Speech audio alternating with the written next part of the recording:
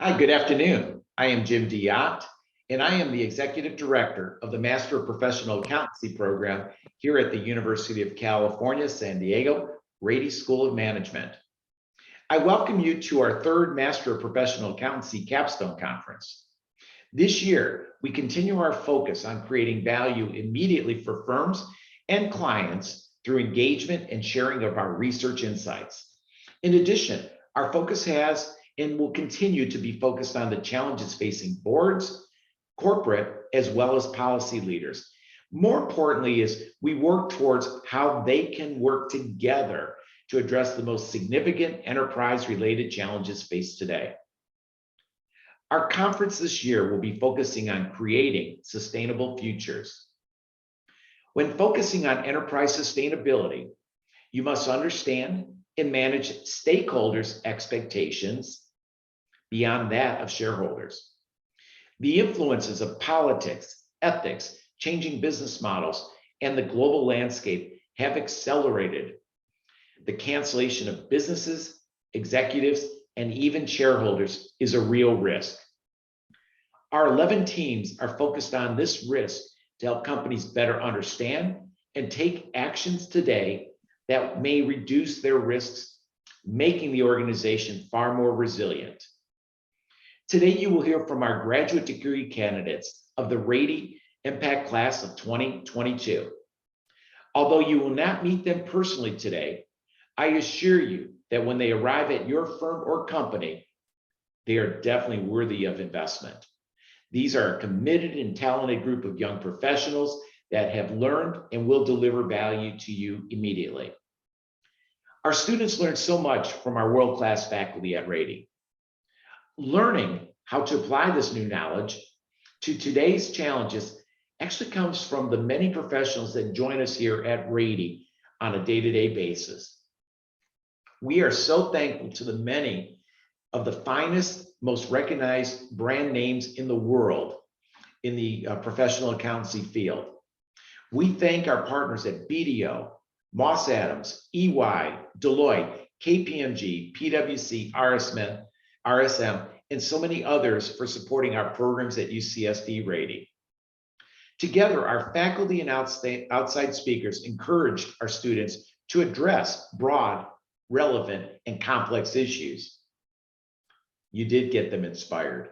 They've worked very hard over the past several weeks on not only doing great research and developing great ideas and thoughts to bring forward to this audience, but also have worked very hard on their presentation skills, creating a memorable experience for you as for themselves.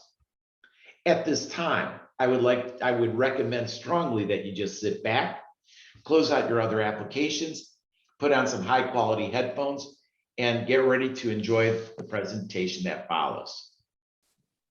This afternoon, our next panel is going to focus on managing enterprise-wide innovation. This is an important topic, especially more so today. For years, actually for decades, superstar cities have been attracting talent and money to create the next generation of unicorns, billion-dollar startups. But thanks to remote work, their status is likely going to change in unexpected ways, where now this expertise can come from pretty much anywhere. And that's powerful if connected. That's powerful if planned. That's powerful if you know when to pull the trigger on innovation. Because like anything else, much of our successes are all about timing. This next panel is going to look at how companies should think about how they should get ready to transform their enterprise, particularly around efforts around large-scale innovations that are intended to replace them or put them in a better position within their industry. At this time, I am delighted to welcome to our virtual stage, Aaron Egmanukian. Aaron is going to lead a conversation around this very timely topic, along with his esteemed panel of colleagues from our graduate program here. So Aaron, not only come up on stage, but let me provide you the microphone. The panel is all yours. Thank you so much, Jim. Here we can see our agenda for this presentation, which will start with a team and topic introduction, followed by a discussion on business transformation through innovation. We will then transcend through applications of innovation on an industry level with a focus on fintech, followed by real-life examples of companies and how it applies to clients. Last but not least, we will conclude by explaining the practical side and how innovation can be brought on from different directions. Here we have our panelists. We are all part of the Rady MPAC program and will be graduating in the spring. Jade attended UCSD and graduated with a degree in economics and will start at E&Y as an auditor after Rady. I attended UCR and graduated with a degree in business administration and minor in accounting and will start at HCVT as an auditor once I graduate. Joey has 10 plus years of experience in the industry, working at companies such as PwC, KPMG, and starting at HCVT. Wenjing graduated from CSUN with a degree in accounting and will start as an auditor for Deloitte in the Bay Area. Yiren completed undergraduate studies in Canada and graduated with a degree in finance and accounting and looks forward to moving to Shanghai and being an auditor. Jushan studied accounting in Ohio, where she received her degree and looks forward to starting her career in tax at a local firm. Before we get way too technical, let's first establish what innovation is in the broadest of senses. Innovation is the creation of a new idea, product, device, or really anything else. It is about leveraging the expectations of the future with the needs of people today. It's very important for a number of reasons, mainly because without innovation, our lives would become boring and stagnant with nothing creative. Now is probably the best time to be having this conversation regarding innovation, as the COVID-19 pandemic has really leveled the field in such a manner that basically makes now the best time to try new things and take new approaches. Finally, some overarching questions to keep in mind throughout our presentation include: how do we gauge innovation and measure it? How have companies innovated in the past? How can innovative approaches be pitched to existing clients? And how can these concepts be applied in a practical sense? For the context of our presentation, we have defined innovation in the following manner. We know that all organizations need to build an innovative infrastructure. This includes the tools, systems, people, culture, and processes needed to be competitive in the modern marketplace. At the highest level, innovation can be defined as making something new that creates value. However, it's very much essential to understand the variety of innovation approaches to determine which one might provide the most value. The rapid rate of technological innovation and competitiveness in our global economy is really just exemplified by this staggering fact. In the Fortune 500 list, since its inception in 1955, today only 52 companies remain on that list. Kind of proving the importance of why innovation is essential, here we could see the S-curve, which is one metric that is used to gauge the progress of innovation. The S-curve shows a company that reaches an eventual point of stagnation, followed by an initial growth period. This growth period can be characterized as either innovative approaches being realized or better utilization of existing resources. Now, how do we interpret this graph? First, in order to adopt the right mindset for sustaining momentum, you should get a feel for the big picture of growth. Second, recognizing the inflection points is important. These inflection points are those points in time where a company must make a fundamental shift to maintain or capitalize on forward momentum.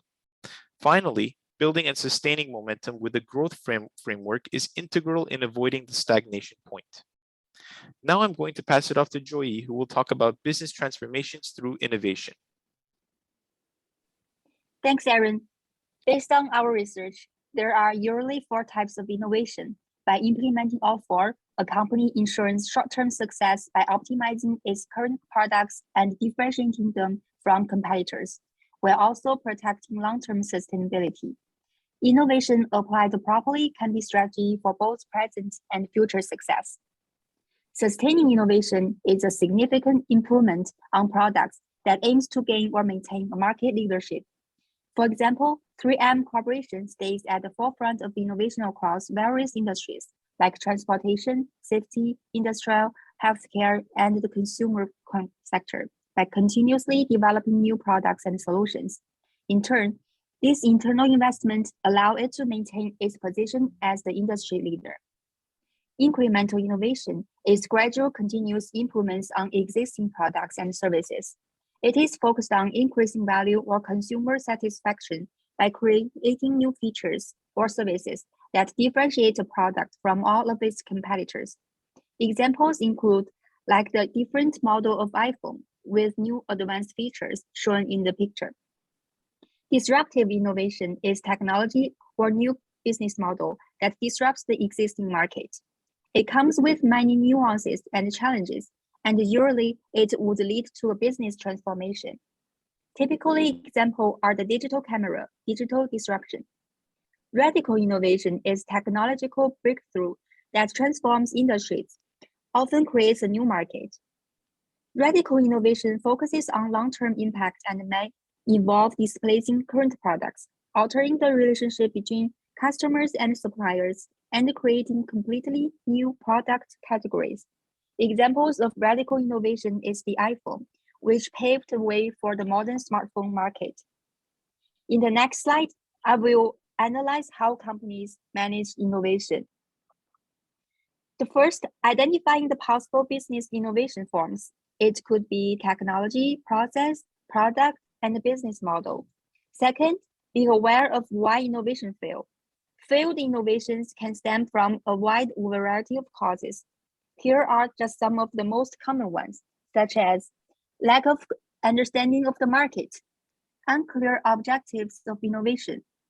Innovation is not compatible with existing infrastructure, underestimation of potential competitors, wrong predictions of customer demand, poor execution. Third, assess the level of potential risks exposed in business innovation, such as financial risk, operational risk, regulatory risk, and reputational risk. In the next slide, I will talk about risk mitigation tool. The first one, open innovation with a strategic partner can bring several benefits. It helps to expand your perspective, enter new fields, and gain access to new technologies and subject matter experts. Partnering with universities, institutions, entrepreneurs, consultancies can be an excellent way for companies to become more innovative. It can help you generate ideas, develop products, and save costs. You could also engage open innovation with a variety of individuals or groups, such as customers, online communities, employees. Another risk mitigation tool is due diligence. There are 6 key inquiries in diligence can identify where disruption is coming from and what its impact might be. First one is future customer. Understand what is the raw customer need and how could it be better served. Second, new cost and capabilities. How is the cost curve changing and what capabilities can be critical? Third one is sustainability and macro trends. How will sustainability and macro trends impact this industry? The fourth one is the future of data. How will data and analytics impact your value proposition? The fifth one is future competitors. How will the competitive landscape change and where will new threats come from? One powerful way to anticipate disruption in a given industry is to know what the competitor is doing, both incumbents and startups. Competitive pressure refers to peer pressure on using a new technology. It will have positively influence on business transformation. The last one is ecosystem evolutions. How is the industry ecosystem developing and how can you tap into it to create customer value? The national economic environments may shape business innovation and transformation. At the general level, business innovation and transformation occurs unevenly across countries with different environments. Moreover, the extent of innovation depends on a variety of economic, social, and political factors. The next slide, I will talk about the observations of business innovation frameworks. As we discussed about the 6 inquiries in the due diligence, we can also summarize the key observations using the TOE framework, which stands for technology, organization, ecosystem, and as well as the forecasting model to help company assess the turning points in 3 stages in shifting to the new S-curve, including initiation, adoption, and routinization. Assess technology readiness and technology integration of the company. Technology competence will positively influence capability of business transformation. Assess organizational context, for instance, firm size, human capital, skill set, and management obstacles. The bigger organization size, the harder to transform. Why? Management may not willing to innovate because lack of ownership, shortage of talent, and etc. Assess from perspective of ecosystem context, for example, competitor, regulatory, economic, infrastructure, and partner readiness. Ecosystem evolutions will positively influence business innovation. The financial forecasting model. While there are multiple frameworks that analyze certain metrics, the most common are typically statistical models, such as return on investment and internal rate of return, or conceptual models that use market trends and industry data to predict future values. ROI, this metric can be used to help determine whether or not potential investments will be profitable. The IRR is a way to measure your return on investment for projects that do not take into account external factors. Overall, innovation framework provide a predefined structure that can help any business access and prioritize their options in different scenarios. Thank you, Larry. Thank you, Joey, for explaining how markets and ecosystems are shifting, why staying ahead of the S-curve is critical, as well as mitigation tools and business frameworks. We are now going to pass it off to Yiren to talk about industrial innovation with a focus on fintech. Thanks, Aaron and Joey. After introducing business innovation, I will be talking about industrial innovation. Fintech can be seen as one of the most representative examples. So what is fintech? Fintech is short for financial technology, the central concept of structural change and digitalization within the financial services industry. Under the collective name, financial services are understood within the framework of the digital market outlook. Digital infrastructure allowing the establishment of new types of agreements and procedures in the classic areas of banking, such as lending, investment strategies, and payments. Highlights: the market's largest segment will be digital payments with a total transaction value of $8 trillion in 2022. The neurobanking segment is expected to show a revenue growth of nearly 40% in 2023. The digital payments segment, the number of users is expected to amount to 5 million users by 2026. Fintech current market in the US. Regulator. US government support fintech technologies and regulates its financial products and services provided to the customers. That generally include overseeing the contracting process and the delivery of information. The government follow two-tier structure for regulating the financial products and services, establishing general rules and regulations by government agencies and non-government entities under some other circumstances. Key drivers: digital age consumer. The adoption of technology-based solutions and mobile devices are the primary factors to encourage the fintech players to exist in the market. With the rising demand of better financial and banking solutions, this industry has emerged as a key player to cater to the evolving needs of the customer. Low interest rates. The low cost on loan disbursement with the fintech is the most attractive part. The Federal Reserve has also helped by lowering the interest rates. E-commerce industries. The use of digital payments and e-wallets has become popular, especially among the customers due to the rise in e-commerce shopping and services. Market insights. Payments and digital banking still hot in America. During 2021, the payments and digital banking space continued to drive significant fintech investment in the Americas. Corporate investment soared to new high. Corporate interest in fintech surged in Americas in 2021, with CVC-related investment in particular accounting for a record of nearly $29 billion across 585 deals, with the US accounting for nearly about $22 billion of that total. Major surge in crypto-focused investments. One of the biggest areas of fintech investment growth in Americas in 2021 was the crypto space. Here are the segments of fintech. I will be introducing the major three segments. Payments, industry description. The U.S. payments industry is a robust system of banks, financial technology firms, social media companies, and retailers. Between evolving technologies and social norms, this system is seeing a significant shift in how payments are initiated and processed. The proliferation of smartphones and the emergence of mobile payments and blockchain technology have unlocked innovation across the system and in three areas in particular: person-to-person payments, in-store retail payments, and credit and debit card transaction processing and settlement. Blockchain. Despite a complex infrastructure, the goal of blockchain technology can be summed up simply as decentralization through a shared ledger of transactions. The three main components are peer-to-peer network with randomized groups or nodes, a database or digital ledger, the third parties. When a third party submits an entry or payment to the ledger, the nodes work together seamlessly to either approve or reject transactions. With no central authority, this eliminates the need to trust one party such as payment processor. Digital lending. Digital lending refers to a technology-driven non-bank lending.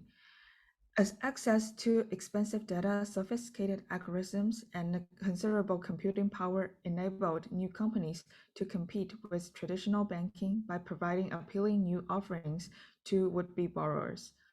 Companies participants typically have digital platforms to facilitate funding. Digital lending companies match borrowers and lenders, thereby benefiting from loans, relationships, and processing transactions. Impact of fintech in financial services sector. Fintech companies tend to snatch away the revenues of traditional financial institutions and force them to be more competitive and vibrant. Technology disrupts the logic of traditional financial institutions and empowers them to adjust their strategic direction. Electronic channel services occupy the entrance, driving traditional financial institutions to achieve full channel integration and coordination. Innovation in fintech companies have sprung up, inspiring traditional financial institutions to innovate their business models. Business innovation drives management innovation, forcing traditional financial institutions to reform their organizational model and IT architecture. Top fintech trends in 2022. Growing number of banks will offer embedded solutions. Embedded finance has been a growing trend over the past year and is well positioned to grow even further as numerous banks look to become service providers to non-bank and non-financial institutions looking to deliver a customer experience or service proposition involving financial services as a component of a larger offering. Fintechs will focus on branding themselves as data organizations. Many fintechs will likely reinvent themselves into data organizations and data providers that happen to provide payments and other financial services in order to differentiate their organizations in the eye of investors and the market. There will be an increasing regulatory scrutiny of embedded finance offerings. The increase in financial products or services embedded within and delivered through non-regulated entities is expected to drive greater levels of regulatory awareness over the next 6 to 12 months as regulators look to protect customers by clarifying issues like accountability and available resource. Thank you. Thank you, Yiren, for giving us an analysis on the current trajectory of various industries with respect to innovation. It is actually very important to monitor the use of data in fintech as a means to derive very important insights that can lead to more innovative approaches taken in the future. We will now welcome Jade to shift the conversation to a company level and look at some companies who, through innovation, change the future as well as the standard. Thanks, Aaron and Yuan. So now that we've heard some insight regarding industry-specific examples such as fintech, let's move on to a more specific topic, real-life company examples.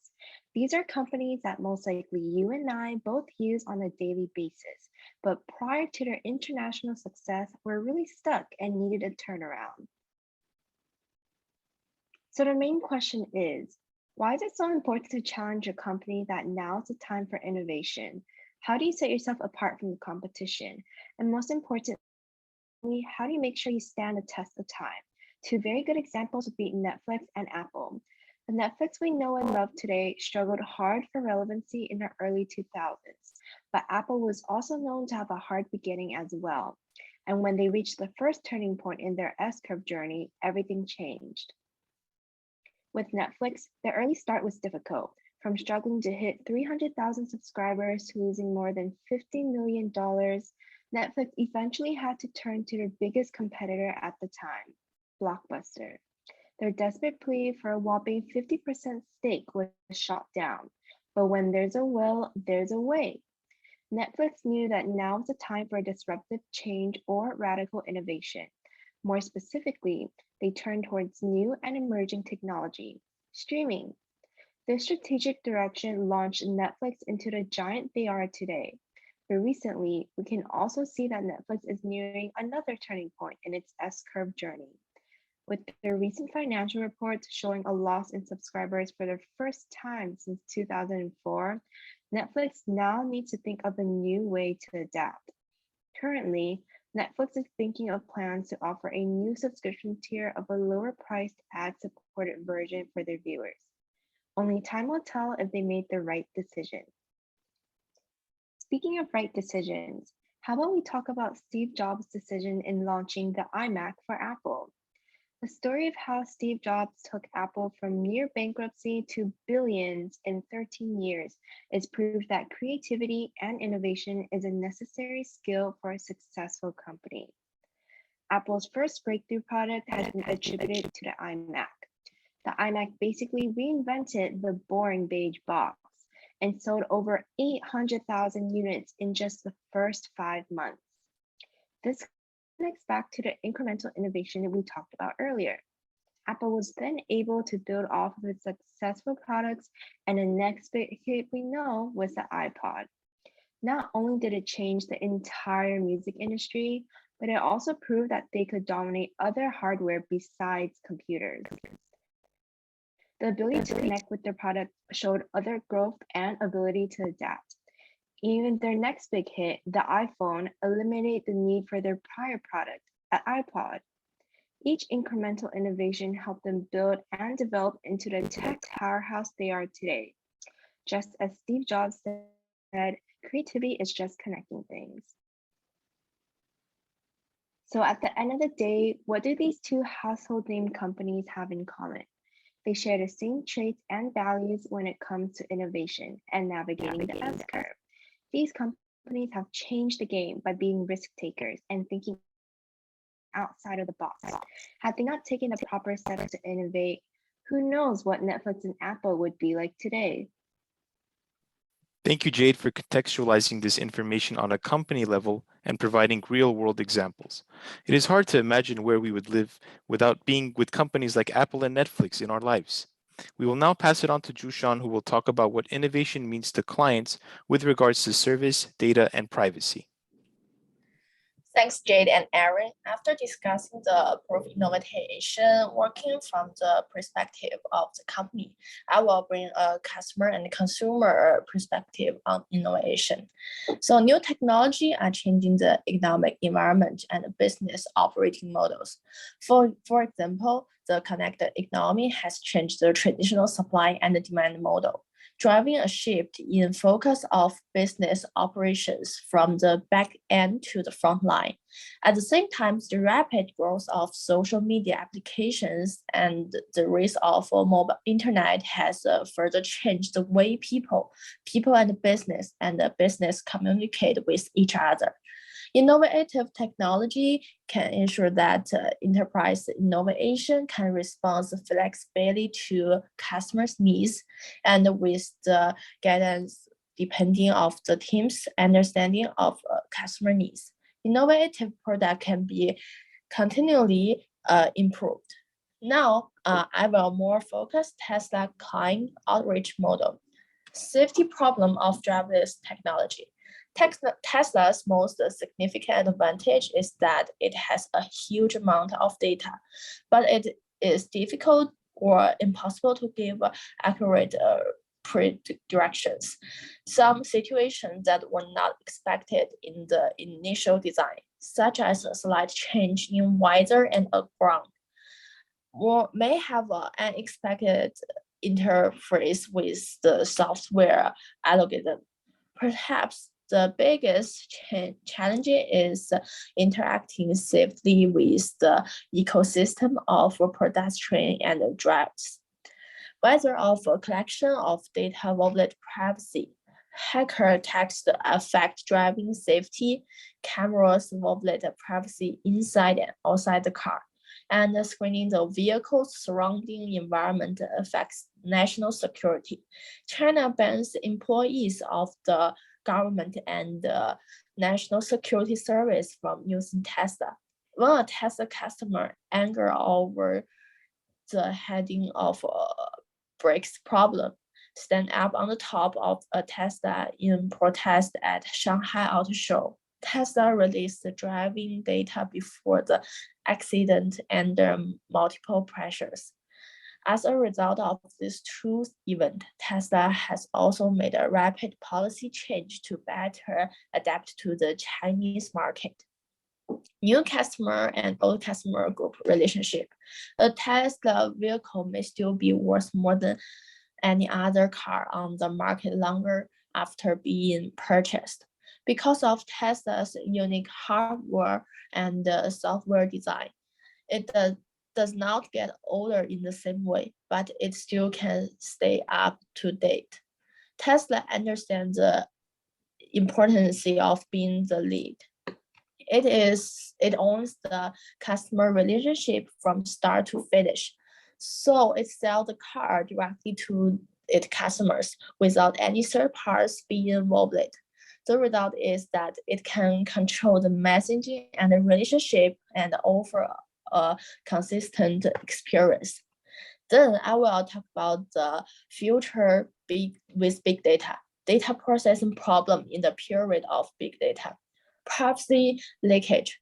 The key technology of privacy protection are not comprehensive. Customer of the food delivery app Chobas had their home address leaked. This is affected hundreds of thousands of users, and luckily it has at least didn't contain password and any credit card information. The law and the regulation of privacy protection are not clear. Regarding this reason for the information leakage, the scope of impact and how to solve it in the future, Chobas have no provide any specific information and make sure. Executive attention. To be ethical in the modern business world, companies must collect and process personal information to align with customer explanation for security and confidentiality. The contradiction between personal use need and data self-protection. The problem of secondary sale of personal information caused by use data to maximum benefit. Deliberate guidance. Data can get user behavior, and most of service that people feel convenient and comfortable are based on the premise of public's privacy. For Facebook, it used confusing label to mislead customers to accept cookies. Users seem to like to have no other choice but accept cookie. For Google, it allows users to accept all the cookies with a single click. However, users have to click through several different menu items to reject them. So next part will be transferred to Wanjing. Thank you, Jushan. Wenjing, just before you start, I want to quickly recap Jushan's part.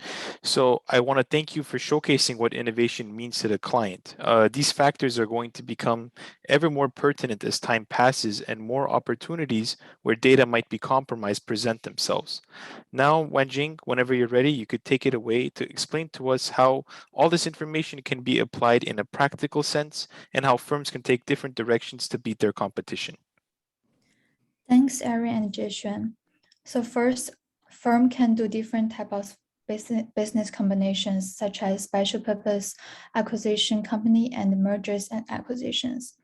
Firms can use SPAC as an financial vehicle with less time compared to traditional IPO. Here are some advantages of using SPAC. Firms are able to have a faster acquisition. It has an upfront price discovery. There are possibilities of raising additional capital. It can lower the marketing cost. However, there are also some drawbacks. It will dilute shareholding, capital shortfall from potential redemption, compressed timeline for public company readiness, financial diligence performed at a narrower scope, and the lack of underwriting and comfort letter. Firms can also utilize mergers and acquisitions. M&A is a general term that describes the consolidation of companies or assets through variety types of financial transactions, including mergers, acquisitions, consolidations, tender offers, purchase of asset, and management acquisitions. The term mergers and acquisitions are often used interchangeably, but they differ in meaning. In acquisition, one company purchases another outright. A merger is the combination of two firms which subsequently form a new legal entity under the banner of one corporate name. Here are some benefits of M&A. Two of the key drivers of capitalism are competition and growth. When a company faces competition, it must both cut cost and innovate at the same time. One solution is to acquire competitors so that they are no longer a threat. Companies also complete M&A to grow by acquiring new product line, intellectual properties, human capital, and other customer bases. Companies may also look for synergies by combining business activities. Overall performance efficiency tend to increase, and across the board costs tend to drop as each company leverage off the other company's strength. Firms can be innovative through the use of technology and data by developing and integrating innovation system, data-driven decisions. The road to recovery is paved with data. Data is providing the fuel to power better and faster decisions. High-performing organizations are 3 times more likely than others to say their data and analytical intuitives have contributed at least 20% to EBIT. Digital speed. Leading companies just operate faster from reviewing strategies to allocating resources. For example, they reallocate talent and capital 4 times more quickly than their peers. Ready to reinvent. Well, business need to maintain the profitable elements of their business. Business as usual is a dangerous posture. Leading business are investing as much in upgrading the core of their business as they are in innovation, often by harnessing technology. Firms can also develop a strong innovative culture. Here are some advice. First, don't be afraid to take actions and quickly. To truly create a culture of innovation, you must be willing to encourage action on innovative ideas, not just produce continuous conceptual chatter. This isn't to say that every idea is a great one or every new product proposal should go directly to prototyping. Take time to gather data and make an informed decision, but not too much time. Whether you invest more of your resources or take a different path, be quick enough to make those choices in a way that is confident and measured, and with no more downtime than is absolutely necessary. Second, learn from the past and look to the future. According to the 2015 US Innovation Survey, 60% of the companies admit that they did not learn from past mistakes in relationship to their approach to corporate innovation. And that's a lot. Also, 72% of organizations polled said they often missed opportunities to exploit underdeveloped areas or markets. In many of the same companies indicate they were highly confident in their innovative performance. This discrepancy in perception about what it means to be successfully innovating on the corporate level is proof that many leaders don't take time to learn from their mistakes. It is important to fix what isn't working well moving forward. Failing is okay, and it is, but complacency with failure is not. Third, empower your employees and they will provide value in new ways.